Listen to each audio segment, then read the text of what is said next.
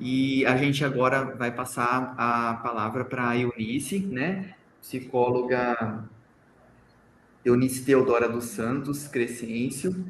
Ela é psicóloga no Complexo Industrial Agamenon Lemos Dantas também, né?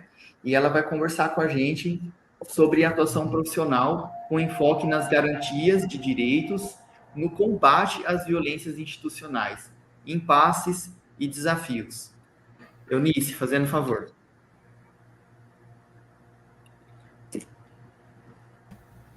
Boa tarde a todos, todas. Eu estou há 15 anos no sistema penitenciário. Meu nome é Eunice, conhecida como Nicinha, que eu tenho uma baixa estatura, né, para quem não pode me ver. Estou usando óculos, tenho cabelo preto, estou num quarto com um quadro ao meu fundo, né, 2 quadros, na verdade, pintado por um reegresso, uma empresa, na verdade, empresa do sistema penitenciário. Então, não chega ali para vocês enxergarem. Ele pintou esse quadro num período de 40 minutos, quando estávamos fazendo uma palestra, a Lia estava fazendo uma palestra sobre o câncer de próstata, né, no Novembro Azul, com os reeducando, e enquanto acontecia a palestra ali, ele estava no fundo da sala pintando o quadro, e ele acabou pintando esse quadro que está aqui, que ficou muito bonito, outro quadro, né? Cabeça aberta, a coisa saindo, e nós imaginando isso aí da psicologia, né? A mente aberta, fazendo as coisas que saem, e depois ela entra no coração, ali tem uma imagem, depois a gente compartilha com vocês. Então, assim, a gente tem muitos talentos dentro do sistema penitenciário que podem ser trabalhados, lapidados, e serve de, como o Luciano trabalha com os egressos, fazer com que eles próprios se veem e veem outras oportunidades e outros caminhos para além da criminalidade quando eles saírem do sistema. Mas, para isso, eles precisam que alguém olhe para eles. E esse alguém, na minha visão, hoje, dentro do sistema penitenciário, é o profissional psicólogo. O profissional psicólogo ele tem que ter esse olhar humanizado, esse olhar voltado para os direitos humanos e para a dignidade da pessoa humana. Como a Olga bem disse no começo, eles perdem a liberdade, né? A prisão no Brasil ela tem 2 finalidades, ela é punitiva, vamos dizer assim, ou retributiva, mas ela também é restaurativa, e ela precisa, o apenado, privado de liberdade, enquanto ele estiver custodiado pelo Estado, ele tem que ter, por lei, a lei de execuções penais traz as suas assistências garantidas.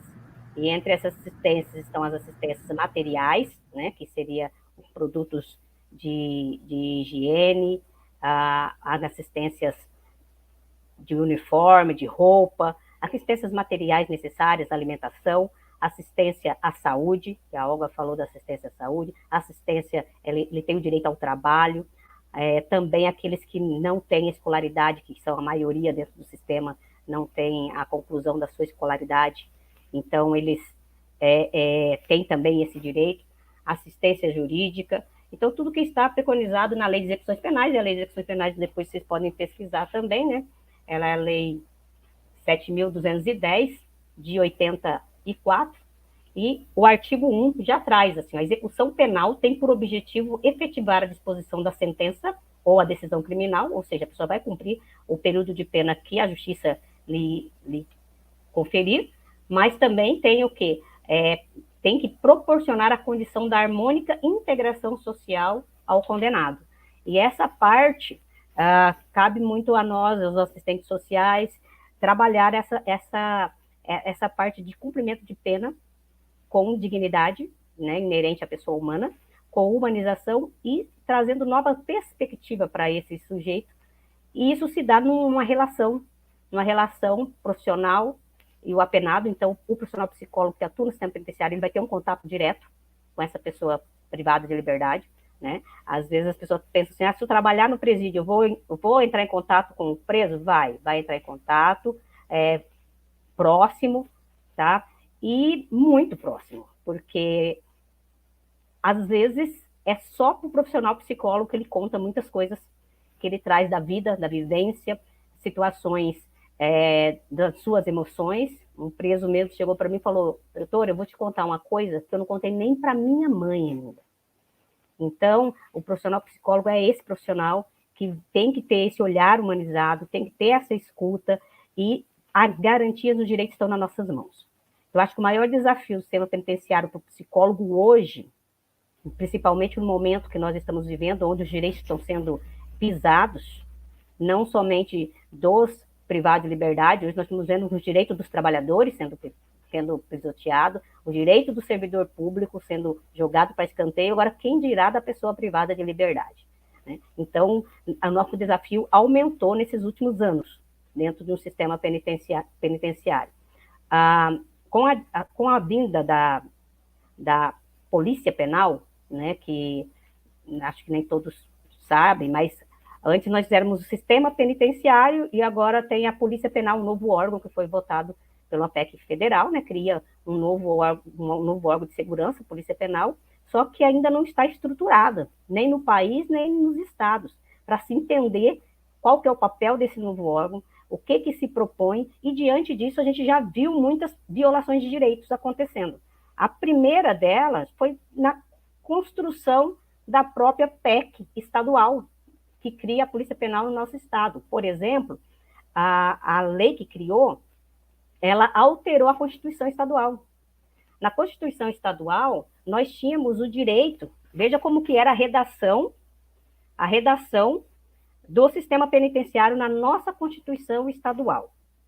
O sistema penal do estado de Mato Grosso tem como objetivo a humanização, a reeducação, a reintegração social, a ressocialização dos reeducandos fundada no trabalho manual, técnico, científico, cultural, artístico, e se subordinará aos seguintes princípios: respeito, dignidade, a integridade física do preso, assegurando-lhe o pleno exercício dos direitos não atingido pela condenação, garantia da prestação de assistência odontológica, psicológica, jurídica ao condenado, né?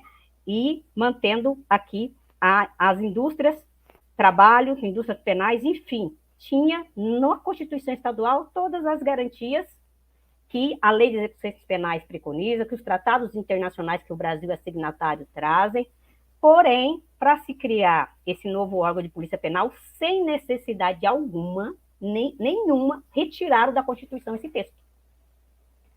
Retiraram da Constituição esse texto e colocaram simplesmente no que tange ao sistema penitenciário: a polícia penal, vinculada ao órgão administrador do sistema penitenciário, é responsável pela segurança do estabelecimento penal. Ponto. Não fala como que vai dar essa segurança, se vai dar pelo viés da humanização, se é pelo viés da ressocialização, da inserção social.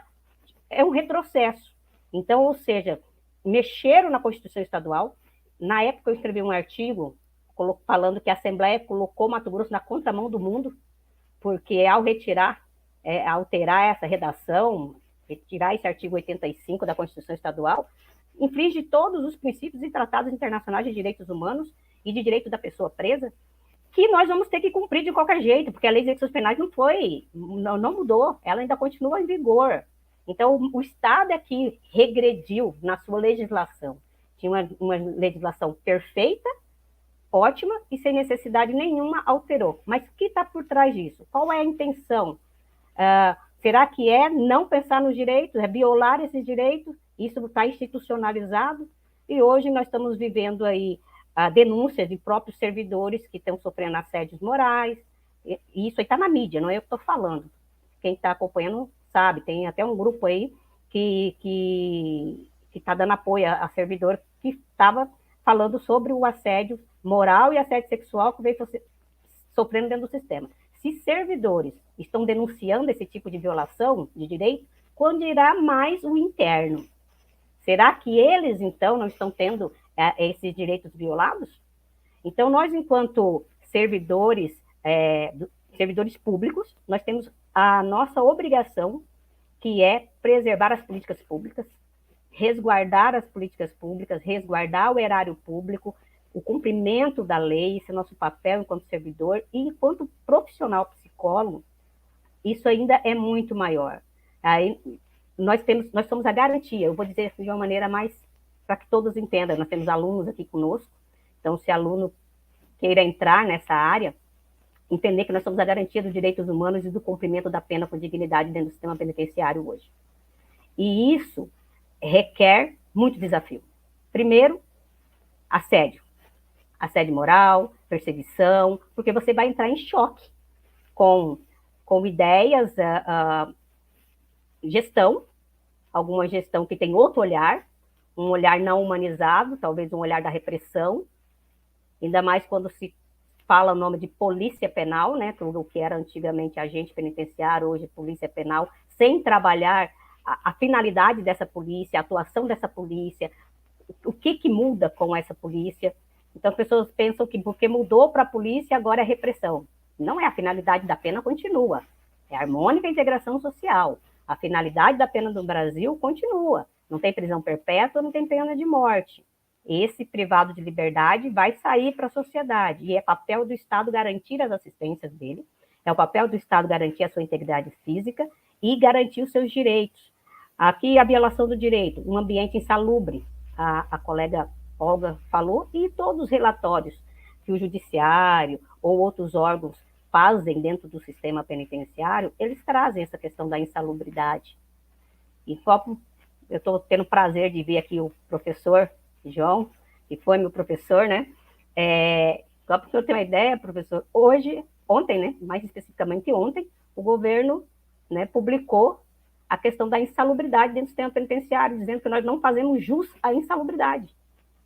Uma nítida violação do direito. Até então, até hoje, a gente recebeu a insalubridade e agora contratou uma empresa e fez, dizendo que nós não fazemos jus, o profissional psicólogo não faz jus à insalubridade dentro do sistema penitenciário. Então, quer dizer, o sistema penitenciário deixou de ser insalubre? Agora, aí colocar, não, o enfermeiro tem o direito, o médico, o dentista, mas o psicólogo, a assistente social, não. Nós trabalhamos com outra clientela, nós trabalhamos em outro ambiente.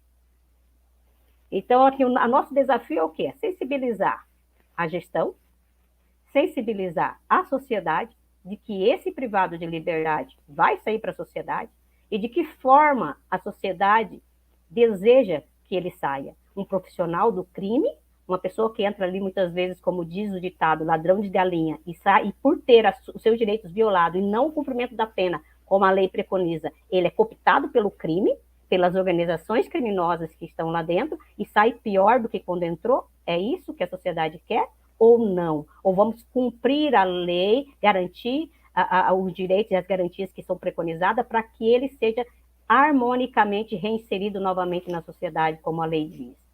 E quem bate de frente com isso? Somos nós, profissionais. E aí você vai chocar com ideias conflitantes, às vezes com próprios colegas de trabalho, que têm ideias conflitantes, com a sociedade que ainda não entende plenamente também o papel da prisão no Brasil, e gestores, que às vezes estão pensando apenas na economia financeira, mas acho que nem na economia financeira estão pensando, que o Luciano bem colocou aqui, se pensar financeiramente, cumprir a legislação e garantir esses direitos é mais econômico, não só pelo lado financeiro, como pelo lado social. Porque se um privado de liberdade passou 3, 4 anos dentro do sistema, quanto custou isso para a sociedade que paga seus impostos?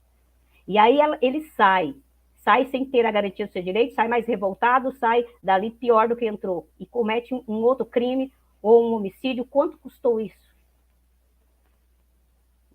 Então, existe custo social que não dá para se calcular. Então, existe custo financeiro e custo social. E não só do sistema penitenciário, porque para essa pessoa voltar a ser presa, usou-se a força da Polícia Militar, da Polícia Civil para fazer a investigação, do Ministério Público, proceder denúncia, Polícia Técnica, fazer perícia, do Judiciário, e aí volta para o sistema penitenciário.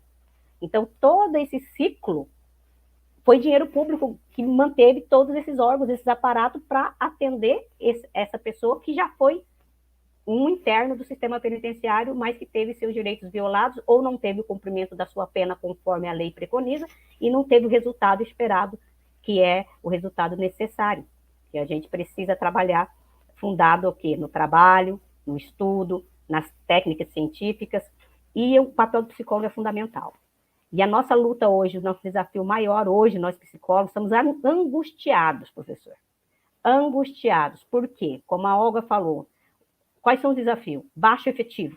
Nós somos 36 psicólogos no estado inteiro. São 45 unidades penais, dá menos de um psicólogo por unidade. E temos unidades aí com mais de 2.000 presos. E essas pessoas, elas trazem muitas demandas psíquicas e muitas demandas de atuação do psicólogo, não somente na saúde, na área da saúde mental, mas na área da educação, na área do trabalho, na elaboração de um projeto de construção de vida. Tudo isso é o papel de atuação do psicólogo dentro do sistema penitenciário. Ele não só atua na questão da saúde mental, ele faz as avaliações laborais, ele participa da comissão de classificação e outros. Tem muitas demandas. A avaliação criminológica. Então, as demandas para o psicólogo é imensa. E de um atendimento se desdobra muitos outros processos. Por exemplo, eu atendia recentemente um preso que veio com a queixa que estava 4 noites sem dormir. Mas ao analisar a queixa, ele estava sem dormir porque ele estava cheio de ferida, estava se coçando, então precisa o quê? Do atendimento de saúde. Não é só a questão da psicologia. E ele, ao se referir que ele estava todo cheio de ferida, mas principalmente nos órgãos genitais, eu chamei o técnico de enfermagem para fazer a avaliação dele. E o técnico entrou na sala, eu saí, o técnico olhou, e quando o técnico saiu, falou: Nicinha, eu vou levar ele para a enfermaria, porque realmente ele precisa de uma assistência agora, que o caso dele está feio. Nisso, entra o policial penal e grita com o preso, grita comigo, com o técnico, dizendo que ele não pode ir para a enfermaria porque ele saiu para ir para o psicólogo e não para ir para a enfermaria. E recolhe esse preso porque tem aqui o papel burocrático de que agora a enfermaria vai ter que fazer um documento solicitando a retirada desse preso que está na cela para vir para cá, sendo que ele já estava comigo no setor de saúde. Então, assim, o desafio também de fazer os companheiros de trabalho, outros profissionais que atuam no sistema penitenciário, a entender o papel e o processo do cumprimento da pena, das assistências que é prestada, e como é um trabalho multiprofissional, um trabalho de equipe, um trabalho de assistência completa ao ser humano, não olhar o ser humano com viés único, mas olhar ele como um todo. E também outro desafio, às vezes ele chega para o psicólogo e a demanda dele é falta de roupa, ou a alimentação que não está chegando corretamente conforme tem que ser. Então, são demandas de assistências. E aí, disso surge outros processos que o psicólogo vai gastar tempo para resolver também. Às vezes é o contato com a família, porque o vínculo familiar é muito importante e muitas das vezes é negligenciado. Nós temos aqui na capital, onde estão as maiores unidades penais, pessoas que vêm do interior do estado e alguns até fora do estado. Então, o contato com a família muitas vezes vai se dar por via videoconferência, por videochamada. E a dificuldade que nós encontramos na questão de internet, porque nós estamos na zona rural. Então, tudo isso são desafios que estressa o trabalhador. No caso nosso, nós temos muitos desafios. Você pega um preso para atender e dali demanda muitas outras coisas que vão acabando não dando conta, né, de fazer todo o atendimento. Meu tempo acabou, não dá tempo. Eu ia falar aqui desse livro que um preso escreveu. Eu terminei de lê-lo, nós vamos fazer o lançamento desse livro. Ele diz: o preço da desobediência e a sua consequência. Ele escreveu pelo viés, né, dele, o entendimento dele, que ele acha que está ali preso pela consequência da sua desobediência, ok? É muito bom, interessantíssimo livro, excelente. Mas quando a gente lê, a gente que tem o olhar dos direitos humanos, a gente percebe que muitas das coisas vivenciadas aqui ocorreram por violação de direitos humanos. Porque os direitos não foram garantidos nem na infância, na adolescência, e quando chega no sistema penitenciário também os direitos, é uma instituição que, infelizmente, os direitos têm sido violados, e nós não temos encontrado forças e respaldo político para lidar com essas violações de direitos, porque o próprio exemplo que eu acabei de trazer hoje, que eu não ia trazer isso, mas saiu ontem, dizendo que nós não temos direito à insalubridade, que é uma própria violação do direito que que como nós vamos trabalhar e lutar quando tem um governo que tem essa visão, que tem esse pensamento. E eu estou falando aqui agora, professor, não só como profissional, mas sou presidente do nosso sindicato, dos profissionais de nível superior do sistema penitenciário. Então, estou respaldado pela minha posição de presidente, de representante da classe dos trabalhadores de nível superior do sistema penitenciário. Então, eu posso dizer que essa gestão governamental, sim, está infringindo, sim, e está pisando nos direitos humanos dentro do sistema penitenciário, não somente com os privados de liberdade, mas também com os servidores que ali laboram.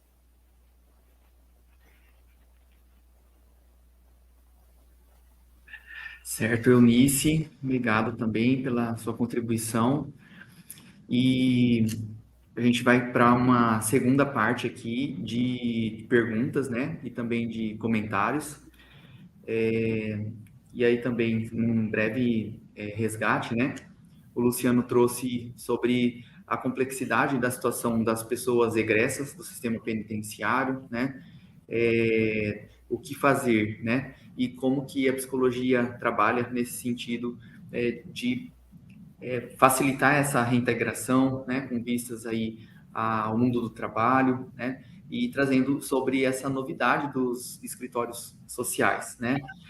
A Lia trazendo sobre a questão, né, de situações vulneráveis da população carcerária, de alguns segmentos específicos, trazendo sobre pessoas LGBTQIA+, né, que tem todo um rol de vivências, né, que demandam uma atenção cuidadosa, né, e trazendo também uma questão que eu achei bastante interessante na sua fala, Lia, né, sobre a gente nunca está pronta e acabada na profissão, né? A gente sempre tem novidades aí, legislações novas que surgem, às vezes como marco legal mesmo relacionado ao sistema penitenciário, ou resoluções que vêm pelo sistema Conselho de Psicologia, uma unidade nova que a gente vai trabalhar, uma demanda nova, e o quanto que a gente sempre está sendo desafiada a se atualizar, né? E Eunice trouxe aqui, né, essa fala bastante provocativa. Eunice, sim, a gente já teve em outros momentos, em outros espaços, que eu estava como professor e que você estava como aluna, mas só destacar aqui o quanto que foi legal te ouvir e que, assim, aprendi com você, né? Foi uma aula sua para a gente, né? Trazendo essas provocações, né? Sobre a garantia de direitos que a gente fala, né? Mas o quanto que isso é profundo e o quanto que isso precisa estar enraizado na nossa visão, né, como algo que nos orienta, né, nessa dimensão ético-política, porque senão, com tudo isso que você trouxe para a gente, né, desses retrocessos, desses embates que a gente tem que realizar frente a esse ideário sobre a população carcerária que a população tem, né, a sociedade em geral, e também esses impasses relacionados à gestão, ao mundo político, né? Se a gente não tiver com atenção suficiente e se a gente não assumir que na nossa atuação profissional, em grande medida, a gente precisa ter uma atuação militante, né? De um ativismo mesmo, com um compromisso social, com esse engajamento, a gente vai sendo silenciada, a gente vai se apagando, e com isso, aquilo que a gente precisa garantir, né, que a qualidade técnica, étnica, né, de fazer uma profissão forte na defesa de direitos humanos, isso vai se perdendo e a população que a gente precisa atender, isso também vai ficando prejudicado, né? Então, que legal que você também está nesse espaço aí, não só da atuação profissional, mas também da articulação em coletivos de representatividade, né, da categoria aí de profissionais do sistema penitenciário, porque as lutas, né, elas nos cabem e elas nos cabem em diversos momentos, em diversos contextos, e os sindicatos, eles estão aí também para isso, né?